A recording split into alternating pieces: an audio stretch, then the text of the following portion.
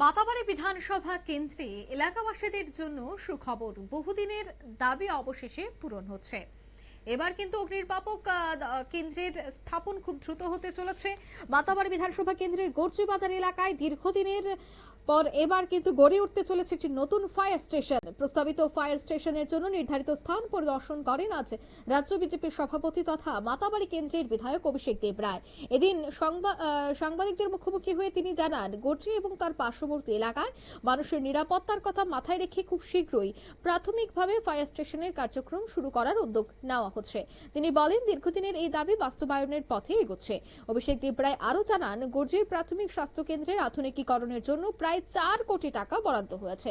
কি বলছেন অভিষেক দেব রায়, শোনাবো। পূরণ হতে যাচ্ছে, ফায়ার স্টেশন হচ্ছে, বলতো কি বলবেন আপনি এই বিষয়ে? এটা দীর্ঘদিনের দাবি ছিল। এটা আমরা রাজ্যের মাননীয় মুখ্যমন্ত্রী প্রফেসর ডক্টর মানিক শাহ মহোদয়, ওনার কাছে আমরা বলেছি। তারপর মাননীয় অর্থমন্ত্রী প্রণজিৎ সিংহ রায়, ওনার কাছে আমরা বলেছিলাম। তো রাজ্যের মাননীয় মুখ্যমন্ত্রী বাজেটে এবার এটাকে অলরেডি ডিক্লারেশন দিয়েছে।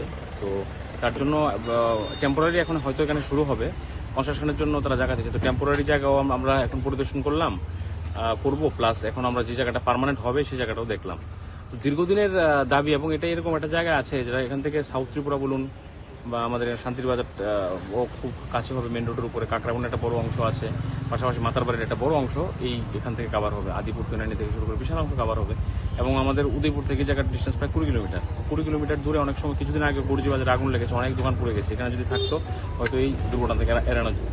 বাজারে অনেকবার আগুন লেগেছে। তো দীর্ঘদিনের দাবি এখানকার। তো এটা পেয়েছে এখানকার মানুষ খুব খুশি। তো আমি ধন্যবাদ জানাই রাজ্যের মাননীয় মুখ্যমন্ত্রীকে যে উনি সেটা মানুষের দাবিকে।